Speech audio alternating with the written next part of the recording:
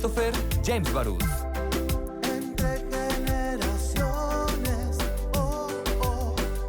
Hola, ¿qué tal? Muy buenos días, con el gusto de saludarles. Este es tu programa Entre Generaciones desde casa. Mi nombre es Christopher James Barús y el día de hoy muchísimo gusto poder saludar a quienes nos escuchan, a quienes nos ven a través de las redes sociales desde casa. Nuevamente, como lo hago en cada programa, hago una recapitulación de cada una de las generaciones, cómo dividen o cómo se dividen cada una de las generaciones. La generación Baby Boomer son todas y todos aquellos que nacieron de principios de los 40 a principios de los 60.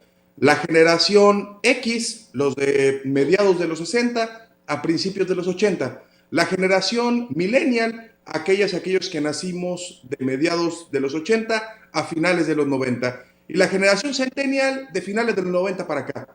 Para lo cual quiero dar la más cordial bienvenida a quienes nos acompañan de cada una de las generaciones, a quien nos acompaña por parte de la generación Baby Boomer, al docente de la Universidad Autónoma de Chihuahua, Carlos Grado. Muy buenos días, maestro.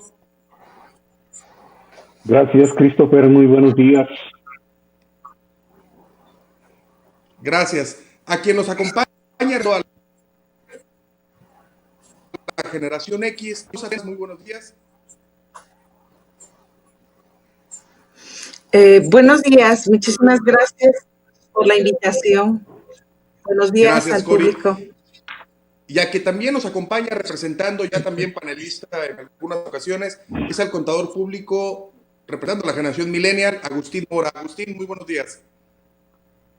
Buenos días, Christopher. Buenos días a todos. Excelente día. Gracias, muy buenos días. Y el día de hoy estaremos hablando de México, la OPEP, empleos perdidos por el coronavirus y la contracción económica 2020 por parte de la Secretaría de Hacienda. Para lo cual, y dar inicio a este primer bloque, escuchemos el contexto. La búsqueda del fin de la guerra de precios por el petróleo tuvo un gran avance la semana pasada. En la mesa de negociaciones de la OPEP, los principales productores de crudo se sentaron, virtualmente, a negociar una medida que no afecte aún más la economía de la gente durante la contingencia ocasionada por el COVID-19. Después de retirarse de la mesa de negociaciones, pareciera que México salió bien librado. Sí tenemos en cuenta que en un principio nos pedían reducir 400 millones de barriles diarios la producción nacional.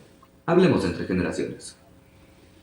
Hablemos entre generaciones, hablemos de México en la OPEP.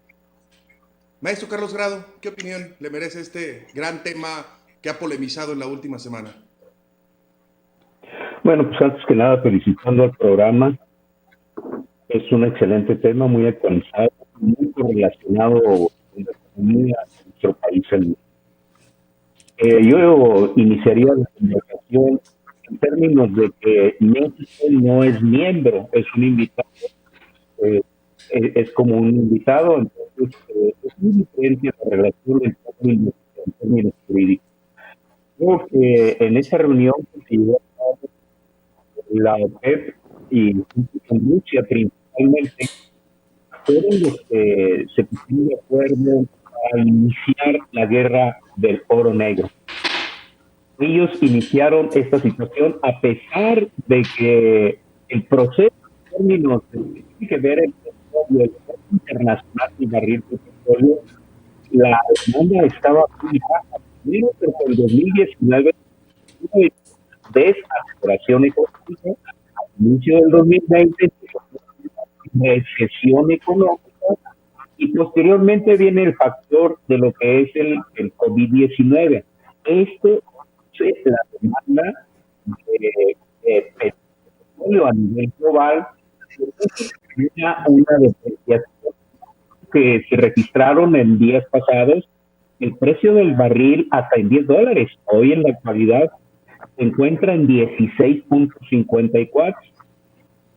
La OPEP acordó reducir un 10% de 1.700.000 a aproximadamente, pues, a lo que fijaron serían 10 millones, pero acordaron reducir 1.7 millones, es el 10% de la producción. Pero sí creo que es importante que ahorita en estos momentos la onda va a continuar bajando. De maestra Cosa, la demanda va a seguir bajando de la agudización de la pandemia del COVID-19. Se va a reducir menos el neto en posición la producción de las pequeñas, medianas y grandes empresas. Por tal motivo, se va a continuar reduciendo la demanda del petróleo, del crudo a nivel internacional. Entonces, esto no va a ser suficiente. La producción seguramente del 10% va a tener que llegar a un 30%, por lo menos en los próximos 3 meses, Christopher. Gracias, maestro. Agustín Mora. ¿Qué tal, Christopher? Buen día. Bueno, aquí hay ciertos factores, además del factor económico, el tema que es oferta y demanda, y que en eso se deriva si sube o baja el precio de la gasolina, del petróleo en sí. Yo lo que veo es la actitud de la secretaria, de la representante de México, de dejar colgados, por así decirlo, a los representantes del OPEC. Como bien lo dice el maestro, México no es parte del OPEC, pero sí es parte del OPEC Plus. Es decir, sí también está dentro de los mayores productores de petróleo a nivel mundial. Entonces, el hecho de que se haya levantado el mensaje que da de certidumbre a los demás países es que parece que estamos jugando con este tema. Si bien los países se están sentando a platicar para sacar una solución, ¿cómo puede ser que México sea el que se levante de la mesa? Y luego, tema importante a rescatar, que sea Donald Trump el que mete las manos al fuego por nosotros. Yo lo que quiero saber es qué es lo que pidió a cambio Donald Trump.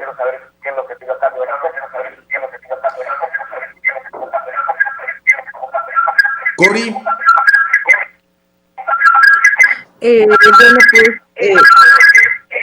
la situación internacional ha sido, y esta crisis mundial financiera ha sido en realidad creada gracias a la especulación precisamente de los países petroleros, de la Organización de Petróleos, las contradicciones entre los intereses de Arabia Saudita y de Rusia, los mayores productores de petróleo, y claro que también de Estados Unidos, pues han dado lugar a una serie de contradicciones en cuanto a los intereses mundiales. Esto se ha sumado precisamente pues a esa gran producción extra de petróleo a que pues, los precios petroleros bajen porque la demanda a raíz del COVID ha bajado bajo la demanda y necesariamente pues, tenía que hacerse un reajuste. En este contexto desfavorable a nivel mundial, claro que la postura mexicana ha significado una postura de soberanía y de a los intereses nacionales, porque algo tiene México que depender como un recurso que es precisamente el petróleo, algo que durante las décadas anteriores pues se ha necesitado, o sea, el carácter de dependencia y ser al contrario, un gran fracaso, una gran derrota para el interés nacional, y el hecho de que el interés nacional ahora se ha puesto en primer orden en contradicción de intereses internacionales que siempre han llevado pues a la cola del desarrollo, del progreso de los pueblos, pues no puede ser aplaudido ahora, yo creo que al contrario. O sea, yo aplaudo Cori, la postura del gobierno mexicano, si que me ha lo sido un permites, gran Cori, avance en cuanto al rescate de los intereses nacionales. Cori, si me lo permites, y lo planteo para los tres panelistas, en todo momento, de favor, siempre traigan los audífonos puestos para poder que no entre ruido y para poder tener una mejor comunicación. En los que se está cortando, estamos buscando la forma en cómo tener una mejor comunicación. A las personas que nos escuchan y que nos ven, gracias por la paciencia. Estamos en un programa desde casa, quédense en casa y retomando una mejor comunicación con el maestro Carlos Grado, yo le hago la siguiente pregunta. ¿La estrategia de México fue eficiente o, como lo planteó Agustín hace un momento, Estados Unidos vino a rescatarnos? Bueno, la verdad es que, según mi percepción y los estudios que hemos realizado en nuestro despacho, es que con Estados Unidos no puede haber un compromiso que ponga en riesgo la producción de petróleo en México, porque ahorita todos los almacenes, todos los países, sus reservas almacenadas están hasta el full, están al límite, ya no pueden almacenar más.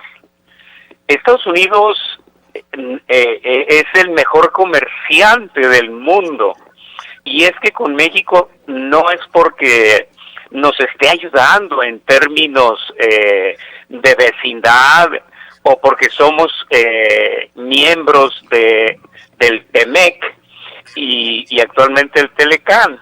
Yo creo que Estados Unidos lo está haciendo de manera política, indicándole a nuestro presidente que él va a sustituir los 300,000 barriles que va a dejar de producir México. Entonces, no creo que haya un riesgo por parte de México.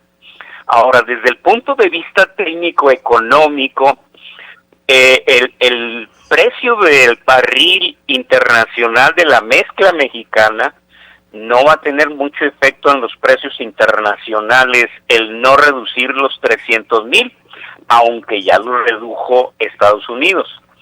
México no va a afectar porque su producción se ha reducido precisamente por lo que comentaba yo ahorita, por la desaceleración económica 2019, por la recesión actual 2020, por el coronavirus y la tendencia que va a continuar por el paro de las actividades económicas a nivel global. Entonces México lo que está haciendo es que al no reducir su producción, esos 300,000 millones de barriles diarios los va a utilizar en el mercado interno. No los puede vender porque no hay demanda a nivel internacional. La demanda va a caer aún más en estos próximos 2-3 meses. Lo que va a hacer México entonces, según la declaración de la Secretaría de Energía, es que esos 300,000 barriles se van a utilizar para la refinación de lo que se requiere para sustituir la importación de gasolinas de Estados Unidos. Entonces eso va a beneficiar al país porque va a seguir utilizando su capacidad instalada de las 6 refinerías que está utilizando, y esa cantidad de los 300,000 millones, perdón, de los 300,000 barriles. Entonces los va a utilizar en México, en el mercado interno, para efectuar la sustitución de importación de gasolinas. Recuerden que México importa el 85% del total del consumo de combustibles, de gasolina y diésel, lo importa principalmente de Estados Unidos. Entonces lo que va a hacer es sustituir. Antes de ir a corte, ¿cuál es su punto de vista? De manera breve.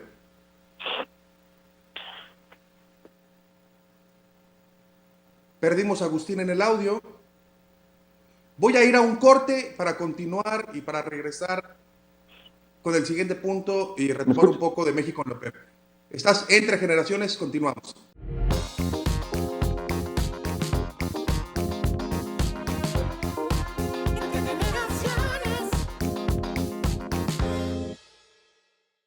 Continuamos Entre Generaciones desde casa, y en este segundo bloque, y retomaremos un poco el bloque pasado de México en la OPEP, empleos perdidos por el coronavirus en México, y escuchemos el contexto. Desde que se confirmó el primer caso de coronavirus en México, se han perdido cerca de 350,000 empleos formales en el país. Recordando que en 2019 se generaron poco pandemia ha terminado en un mes con más empleo de los que se generaron en todo un año. Esto abre la pregunta: ¿de quién es tarea dar estabilidad laboral en estos tiempos? Hablemos entre generaciones. En un mes hemos perdido más empleos de los generados en el 2019. Agustín, te doy la voz, porque te perdimos al final del bloque pasado. Sí, como dices, se perdieron en un mes, se perdió todo lo que se generó en un año. Recordando también incluso que en los datos oficiales se meten a la generación de empleo, las becas que da el gobierno de los jóvenes. Entonces, así que tú digas generación de empleo formal, incluso no es, o por decirlo de alguna manera, las cifras están maquilladas. No hemos visto el alcance que esto va a tener, pero no va a ser posible que las pequeñas y medianas empresas sostengan el nivel de empleabilidad que tienen ahorita, porque para mayo, junio va a ser, si no existe un rescate económico por parte de la autoridad, hablando en términos fiscales, como se dice, van a tronar las empresas. Fíjate, te pongo un ejemplo, en el sector público, el último rubro que se toca para cuidar el gasto por lo regularmente es la nómina. En el sector privado es lo primero. Y esa es una realidad. Entonces, va a afectar, va a haber una afectación, va a seguir cayendo, sí.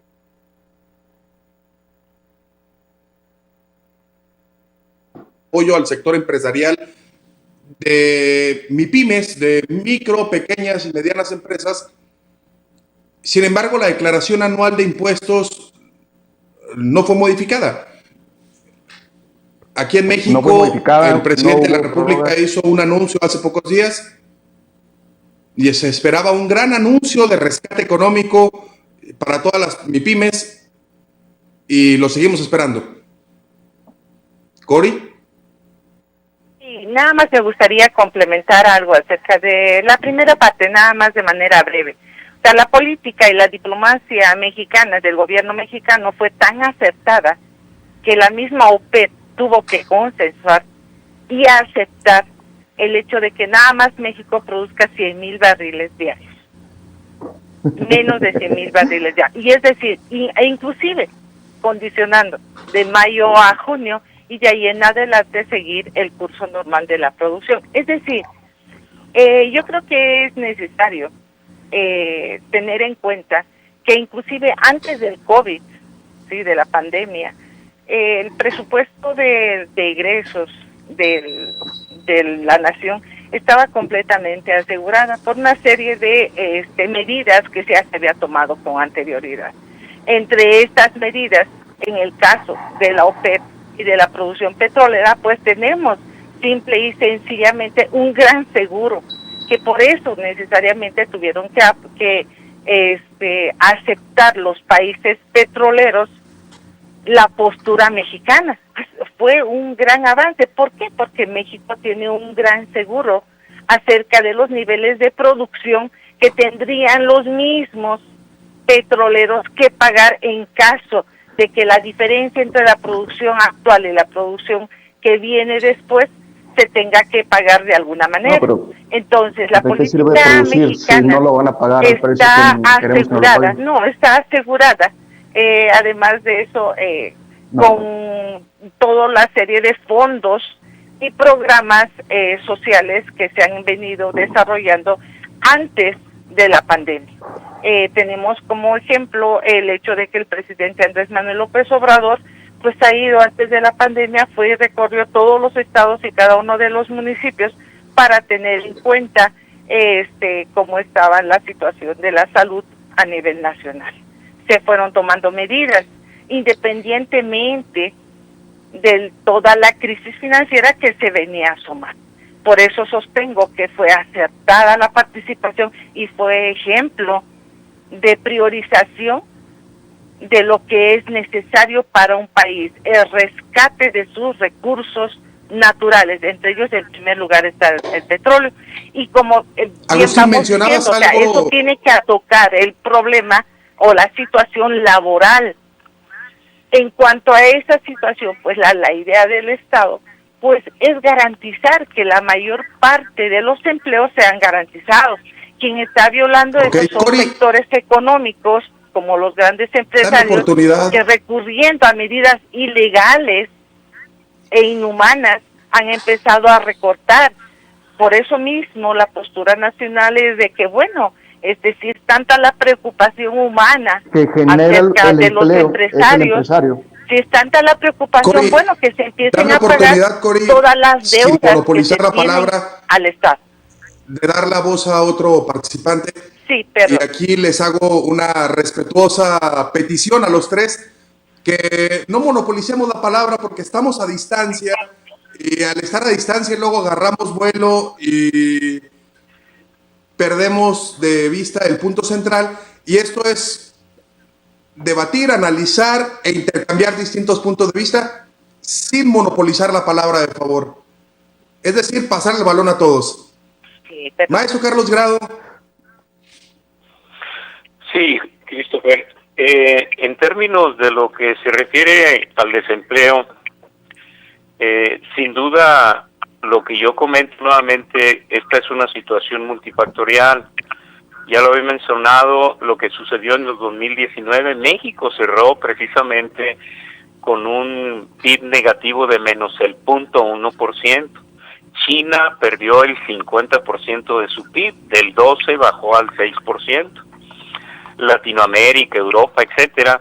Y luego viene el inicio del 2020 y se registra la recesión, incluyendo Estados Unidos, y eso está generando precisamente multifactores, porque después viene el coronavirus, viene la guerra del oro negro y agudiza más la cuestión de lo que es la producción, y eso genera desempleo.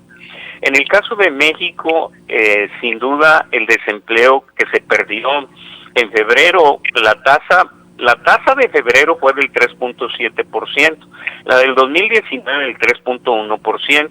En marzo, efectivamente se perdieron 130,000 empleos, pero esta pendiente, viéndolo en la curva, en la gráfica, se va incrementando en marzo. Por ejemplo, en marzo, del 17 de marzo al 6 de abril, se perdieron 346,800 empleos en México. Estados Unidos perdió 16 millones de empleos.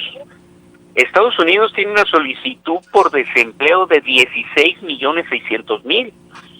Abril y mayo, como bien lo comentaba el maestro Cano, es la mayor pendiente en la curva y en las tablas de lo que es el desempleo en México y en el mundo.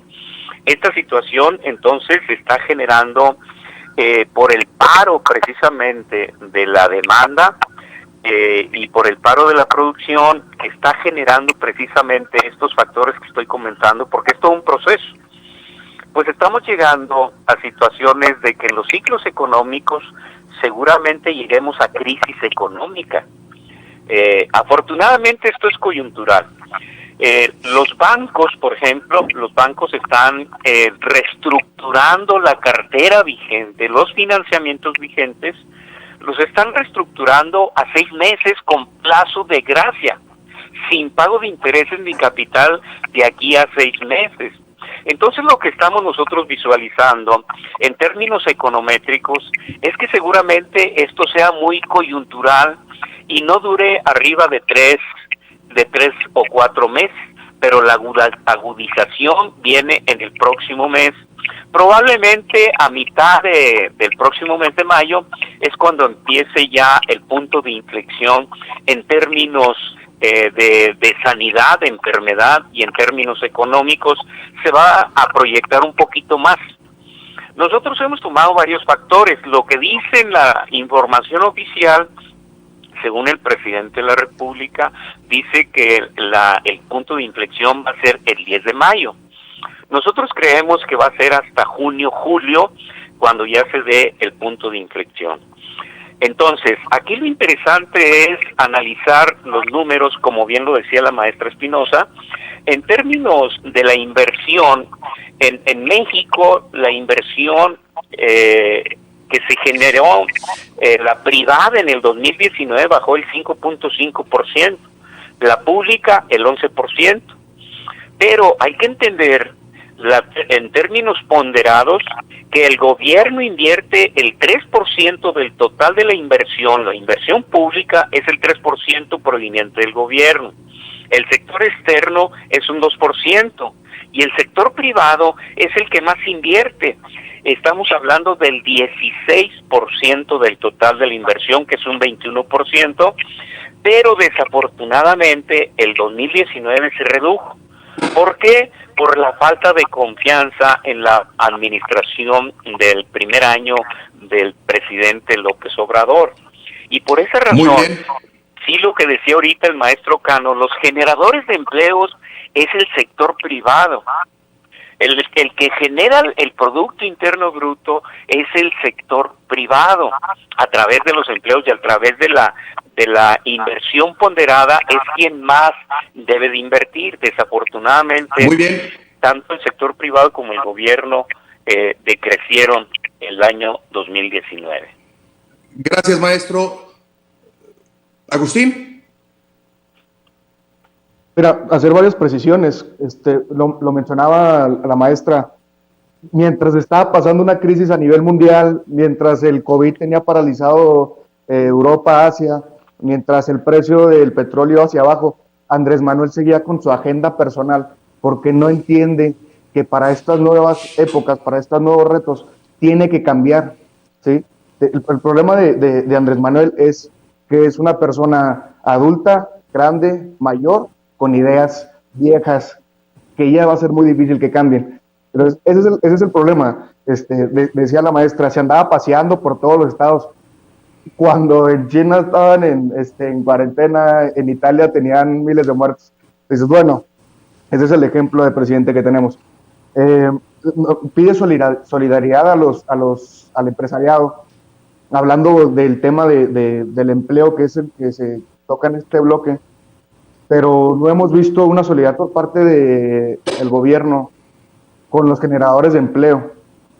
Definitivamente para mayo, junio, como lo mencionaba hace un momento, van a ser las peores épocas de esta pandemia, y lo que se viene es una crisis de seguridad muy fuerte, y es para lo que tenemos que estarnos preparando. La gente no va a gastar más que en lo esencial, y eso hay que entender que no genera un ingreso. ¿Qué quiero decir con esto? Si no hay ingreso, no hay por qué pagar ISR, y las compras básicas que se están haciendo son exentas de IVA. Entonces el gobierno no va a estar pudiendo recaudar ni ISR ni IVA. ¿De dónde va a sacar? Pudiera haber hecho, si es que tuviéramos un gobierno previsor, las reservas para los fondos de emergencia, era este momento de usarlas. No regalándolo en becas, no sembrando árboles, no regalándoselo a El Salvador. Era el momento de usarlo. De esta forma se inyecta dinero a la economía. Sí. Qué pena que aquí el señor tenga una visión tan cerrada acerca de las priorizaciones a nivel nacional. Claro que es importante. No, la economía es claro que es importante rescatar la economía nacional invirtiendo en el mercado interno. Por eso mismo, la defensa del petróleo mexicano es fundamental. ¿Cómo no va a ser fundamental la defensa de la producción, pero con valor agregado? Por eso mismo, o sea, que no entendemos si es a que nivel internacional si todos marchan a un paso, no vale estoy con la palabra, joven, por favor. Si marchan todos a un paso, por favor, no necesariamente como en el pasado vamos a marchar a un paso. Pues ahí tenemos los grandes resultados, ¿no? Más de la mitad de la población pobre. Si esas políticas de obediencia al exterior, o sea, vamos a llegar al 60, y perdiendo 70%. la razón del supremo deber de defender la nación, pues nuestro país no hubiera padecido todas esas secuelas de pobreza y dependencia económica. Pues bueno, pues entonces volviendo a seguimos esto, produciendo petróleo aunque precisamente cueste un por dólar. lo mismo, y Agustín, el por favor, estamos presidente escuchando a va Agustín. y vio y visitó todos y cada uno de los municipios y de los estados, es precisamente en la visión de prever qué es lo que iba a pasar y escuchando a la población, lo que no se ha hecho, no lo que no hicieron gobiernos anteriores, y es la verdad. Cori, O sea, y yo te no pregunto, hicieron, no se ¿de qué sí invirtió le en sirvió mensajes, no todos los escuchar programas lo sociales. que quiere la población? Sí, es la inversión en manos de la población de manera directa, precisamente al sector que crea más empleos, que es el sector informal. El punto es de que cuando nosotros hablamos de los generadores de empleos, de los empresarios, estamos hablando como si los empresarios fueran igual todos. No. Hay un pequeño sector de empresarios Válgame, que han sido válgame. los que se han beneficiado Polarización, esa de es la clave en políticas de este sexo. corrupción y de privilegios. Por favor, que no han Agustín. permitido pues el avance del país. De lo contrario, no estaríamos aquí sentados discutiendo la suerte de México. Estuviéramos discutiendo, pues vamos, cómo vamos a seguir avanzando y el progreso nacional a la par de ello. Si estamos discutiendo Es que lo aquí que no entendemos es porque se hizo precisamente mal, no el se comercio invirtió en el informal mercado es el interno, que más no se va a ver invirtió en el afectado. petróleo. Y el maestro Grado Nosotros decía que en necesitamos, Estados Unidos el echarle desempleo van valor agregado. 13 millones Por eso de mismo, desempleados. las políticas Aquí llevamos fiscales 300,000. tienen que estar Por de favor, acuerdo tiene la con capacidad de tenor medir. con esa situación. Uno a la vez. O sea, Entonces, si formales, si formales México- aquí van 300,000. si Pero México va a informales, estar de como no acuerdo, tenemos la manera de medirlo, si en Estados Unidos son 13 millones, nosotros vamos a estar cerca de esa cifra, obviamente en respecto a nuestros sí, pero porcentajes. Estados Unidos tiene su política, además de eso es uno de los países que más produce más petróleo. Nosotros no podemos estar a la par con un gigante. Es que Pero el problema no es la donde juega producción. un papel importante la El problema es el capacidad costo. diplomática y el hecho de negociar con un país como Estados Unidos en estas condiciones, pues no merece más que un aplauso y en condiciones ventajosas. No, es que no está... Claro, sería no entendimos lo que pasó. muy diferente decir, bueno, pues Esto no fue una señores, negociación, tuvimos esto fue un que rescate. endeudar al país para sacar de esta situación, endeudando al país para sacar de esta situación y después cobrar con cuántos millones Que se más está de tardando, pobres. se está tardando Andrés La Manuel en intención pedir nacional es lo que al le Fondo va a dar Monetario Internacional a un cada préstamo. uno de los empresarios, Se le está haciendo tarde. inclusive los grandes van a resultar beneficiados. Otra cosa es que no les gusta, pues que se les sobre lo que deben al Estado. Son más de 50,000 millones. Con eso se crearían muchos más créditos a las pymes. Pregunta, Claro, perdón, a los pequeños y por medianos empresarios. por Es esos lógico. 15 empresas Si la que economía deben 50,000 no millones, circula y no se la llevamos entrega todos los a manos contribuyentes. directas a la población la ayuda necesaria para sobrellevar esta crisis, ellos son los que invierten. Ok, Ellos son los muy que bien. van a comprar Cori, la Agustín, hamburguesa, ellos son los que van les a pido una comprar disculpa. los artículos para Tenemos que ir sobrevivir. a No corte podemos comercial. descuidar eso. Se Yo pone creo que por buenísimo el eso debate. está muy bien esta No me gusta interrumpirlos de esta forma. Vamos a corte y continuamos entre generaciones.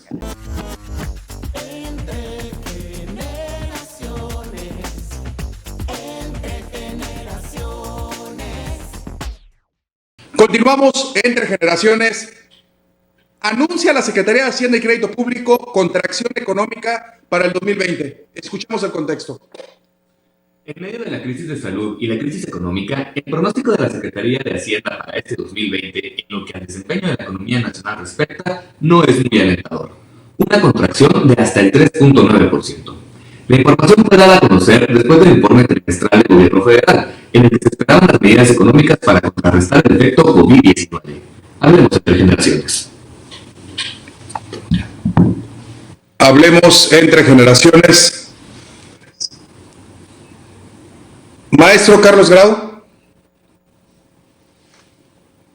A lo que es el pronóstico de la variable económica Producto Interno Bruto, lo que es la producción nacional. Este Producto Interno Bruto está integrado por el gasto de las familias, el consumo, el gasto de las empresas, la inversión, el gasto público del gobierno y lo que es el sector internacional, las exportaciones netas. El producto lo generan estas cuatro variables. Y sin duda, este 2020 todos los países cambiaron su pronóstico de crecimiento en términos reales proyectados en pronóstico, y México efectivamente por parte de Hacienda está hablando de menos el 0.1% hasta el 3.99%. Nuestro pronóstico es para este 2020 es que el PIB en términos de lo que son la parte optimista, menos el 2%, la normal, menos el 4%, y la pesimista, menos el 6.4% para el 2020. La pesimista es similar al periodo de Felipe Calderón en el 2008, que fue de menos el 6.4%. Latinoamérica, el Fondo Monetario Internacional indica que va a tener un decrecimiento también en términos del Producto Interno Bruto negativo de menos el 5.2%. Inclusive Estados Unidos también tiene un pronóstico negativo, y desde luego la zona asiática y la zona europea. Es lo que tenemos de datos del Fondo Monetario Internacional. Maestro Grado, ¿nos ayuda de favor, nomás quitándose los micrófonos y para que no se meta ruido, y con el puro teléfono? Okay. Excelente. ¿A ti se escucha mejor? Sí. Bueno, Mucho mejor. entonces, sin duda, este crecimiento negativo es precisamente por estos, el análisis multifactorial, los multifactores que ya comenté, y desde luego esto en la gráfica, en la curva se va a agudizar, porque precisamente es donde viene, en el caso de Estados Unidos, en el caso de, por ejemplo, de Italia, España, que ya lo están superando, pero en el caso de México, Estados Unidos y algunos otros países, se agudiza. Es donde la pendiente en la gráfica, en la curva, se inclina más, y es donde precisamente viene una mayor cantidad de cierres. Afortunadamente en el país se están tomando las decisiones de que las actividades importantes en términos de dejarlas trabajar, por ejemplo el de la construcción, ya abrieron la construcción, están por abrir el sector automotriz, con muchos cuidados de seguridad en términos de salud, de contagio. Entonces, todo esto creo que va a facilitar el crecimiento económico. La otra es que en el caso de lo que está haciendo México, en términos de apoyar lo que tiene que ver en términos de recursos económicos, hay un fondo de Banxico de 50,000 millones de pesos que ya está disponiendo la banca de desarrollo y la banca comercial.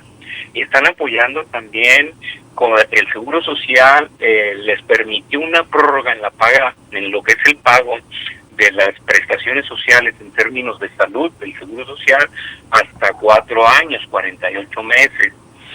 México también México va a inyectar también, ¿perdón? La prórroga para el pago de cuotas patronales trae intereses y aplica también multas, actualizaciones y recargos. Correcto. Lo que está pidiendo, lo que comenta el maestro, es que precisamente lo que está pidiendo el sector empresarial no está pidiendo dádiva, no está pidiendo condonaciones. Lo único es que quiere estas prórrogas. Yo creo que la administración actual fue muy firme desde el principio, y antes de su tercer informe, el domingo pasado, él fue muy firme en decir que no iba a apoyar al sector empresarial, sobre todo a las grandes empresas. Entonces, como esto es coyuntural, ya la tasa de interés esta semana, el próximo jueves, en la reunión de Banxico, va a bajar. A lo que quiero comentar, a lo que hago referencia, es que los créditos en la banca comercial y en la banca de desarrollo son también los apoyos que vienen de los fideicomisos que no tenían estructura técnica. Son alrededor de 300,000 millones de pesos que se va a inyectar también a la derrama económica. Y la otra es que les insisto a los empresarios que tienen que hablar con su ejecutivo, con su banco, para que vean cuáles son los paquetes. Son tasas muy blandas y les están dando plazo de gracia hasta 6 meses de no pagar intereses y capital.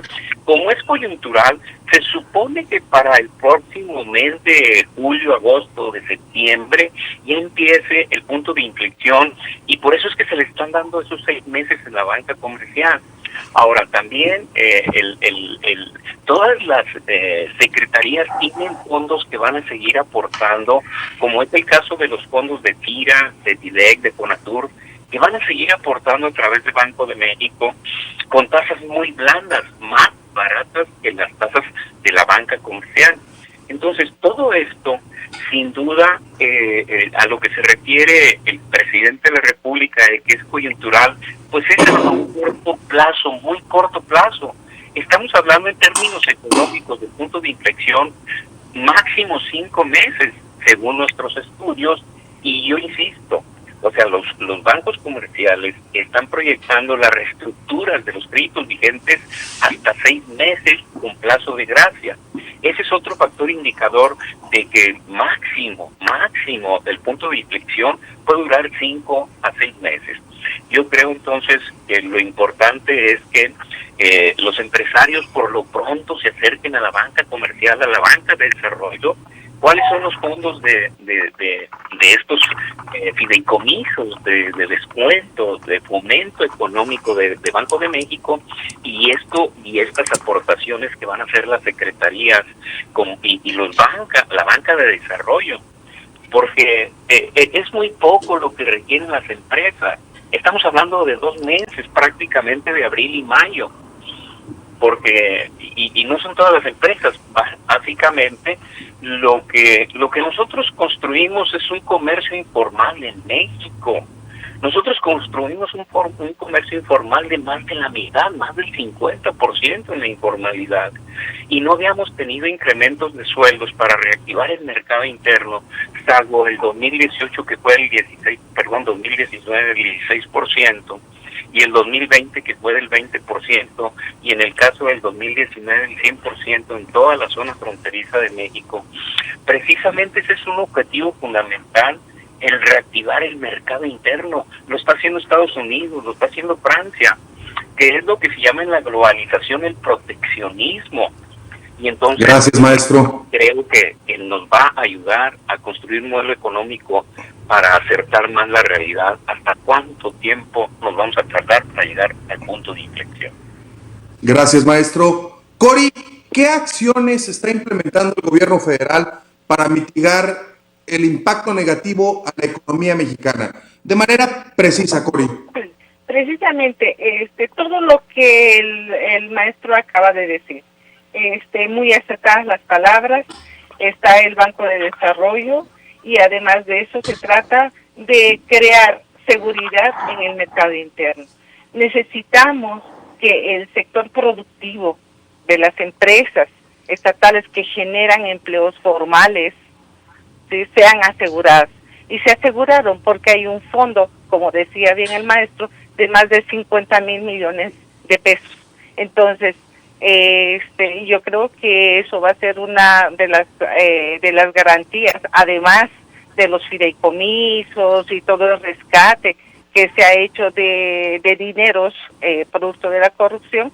Entonces se va a lograr una reestructuración de la economía. Además de esto, la situación, como bien se ha dicho, pues es un lapsus sí dramático en el mundo, pero sin embargo que nos permite tener una esperanza, porque si nosotros no cuidamos el mercado nacional, no cuidamos a nuestros trabajadores, no cuidamos ese gran sector informal, tratar de darle garantías, porque son los que más crean empleos, ¿sí?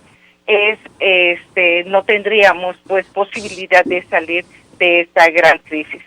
También es necesario, creo en este sentido, aclarar que cuando se habla del ISR, o sea, se está hablando de las ganancias del año anterior, o sea, no se está pidiendo que paguen lo que los impuestos que deben ahora. Que los grandes empresarios son 15 grandes empresas que deben al Estado millones de pesos. ¿Sí? Entonces, si eso se pagaría, ¿se imaginan? Ese dinero iría pues a la reinversión de este mercado, o sea, a la reinversión de estas pequeñas y medianas empresas. Pues yo creo que se pide y yo estoy apoyo eso, es que el carácter humano de las empresas pues esté acorde ahora con lo que se dice, ¿no? O sea, que no se dicte y no se haga, eso no es coherente, ¿no? O sea, lo que ahorita se necesita pues es cuidar a la población mexicana, y uno de los cuidados especiales es que garantizando el empleo y es garantizando que su nivel de vida pues no se precarice cada vez más. Yo creo que de esta sí vamos a salir bien librados. Agustín, ¿estas acciones van a servir en realidad? De esto vamos a salir como salimos de todas, ¿no? Como somos mexicanos, en la sociedad civil, organizándose, y pues el gobierno ahí tratando de administrarlo. Fíjate, hablando del tema del bloque ético, el Fondo Monetario Internacional ha dicho que el crecimiento de México va para el 6.6. Entonces, ¿qué hay que entender aquí? Va a haber menos dinero, va a haber menos y va a haber menos inversión, ¿sí? Con lo que decía la maestra del ISR, que es del año pasado, bueno, hay que entender que el ISR también se realiza a pagos provisionales. Y el problema ahorita yo creo que más bien es la carga fiscal, en el sentido que le pegue el flujo de efectivo a las empresas. Una empresa con 3, 4 meses sin ingreso y pagando sueldos y teniendo gastos sin que tenga flujo de efectivo va a tronar, se va a morir. Eso no nos conviene a nadie. Y si el plan es cuidar a los informales, yo diría, ¿y por qué a los formales no? O sea, entonces, ¿en dónde se pinta la línea donde alguien merece un rescate y alguien no? ¿No? Hablaba también de la seguridad en el mercado interno. Bueno, acabamos de tener una encuesta Patito que mandó a volar a una cervecera y a una inversión multimillonaria que iba a generar empleo en el país. Entonces, como que no estamos siendo coherentes con el discurso y con las acciones. Andrés Manuel cada mañana sale a decir, a separar al país en conservadores y liberales, hablando que los conservadores son los que conservan las ideas de antes, y Andrés Manuel sigue conservando su idea de hacer dos bocas en un mercado que te acaba de dar, ahora sí que una cachetada de realidad, diciéndote, compadre, no es por ahí. O sea, invierte en energías renovables, crea paquetes fiscales más atractivos, deja de tocar las reservas del fondo de emergencia para regalar el dinero y inyecta ese dinero en los sectores productivos. El decrecimiento se va a dar. Hacienda dice 3, el Fondo Monetario dice 6 y Andrés Manuel dice que él tiene otros datos. Entonces, hay que tener bien claro dónde estamos parados. Y Christopher, los mexicanos, con la cantidad de información que hay ahorita, ya nadie nos chupamos el dedo. Todos tenemos claro que hay que apoyarnos, hay que ser solidarios, pero esto es un trabajo mutuo y el gobierno tiene que poner las facilidades y las herramientas. Muy bien, vamos a las últimas reflexiones. Tiene 35 segundos, maestro Grado. Bueno, lo que estamos hablando en términos de la pregunta que hacías, Cristo, el apoyo por parte de la banca de desarrollo, decía yo, tenemos 200,000 millones de pesos por parte de Banobras, 218,000 millones de pesos de Nacional Financiera, 50,000 millones de pesos de Bancomex y 50,000 millones de pesos de la sociedad hipotecaria. Aparte, recuerden que hay otros apoyos, que estamos hablando de que los empleos que se refiere el presidente de la República son empleos permanentes de sembradores, 230,000 empleos de sembradores, él habla de 2 millones, son 230,000 sembradores. se ampliarán 200,000 más en esta parte. Se contratarán de manera adicional 45,000 médicos y enfermeras. Se va a convocar y a reclutar a 31,000 elementos que van a formar parte del Ejército, de Marina y de la... Gracias, maestro. Cori, última reflexión. Sí, para empezar, cuando se refiere el presidente Andrés Manuel López Obrador a los conservadores, no les está diciendo, no está llamando conservadores a aquella gente que piensa como antes, sino a aquellos que quieren conservar sus privilegios a costa de toda la población mexicana.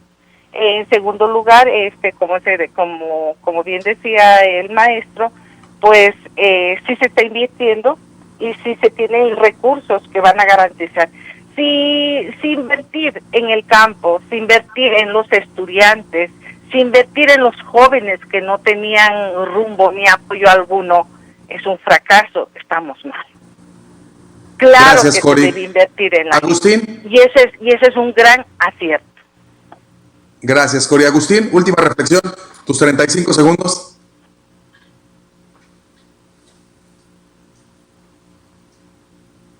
Creo que perdimos a Agustín. Bueno, quiero agradecerle a los 3 invitados por participar en este gran programa Entre Generaciones desde casa, en esta nueva realidad en la que hoy vivimos, en donde tenemos que aprovechar la tecnología y seguir caminando y seguir avanzando, adaptándonos a la nueva realidad. Este es tu programa Entre Generaciones. El día de mañana tendremos un gran programa en donde hablaremos del coronavirus desde una perspectiva mundial. Nos estará acompañando Joana Ortega de Paraguay, Gabo Domínguez de Venezuela y John James desde España, desde Barcelona. Acompáñanos mañana al programa Entre Generaciones. Mi nombre es Christopher James Barús. Muchísimas gracias. No se les olvide que a esta vida venimos a ser amigos, a hacer historia, pero sobre todo a ser felices.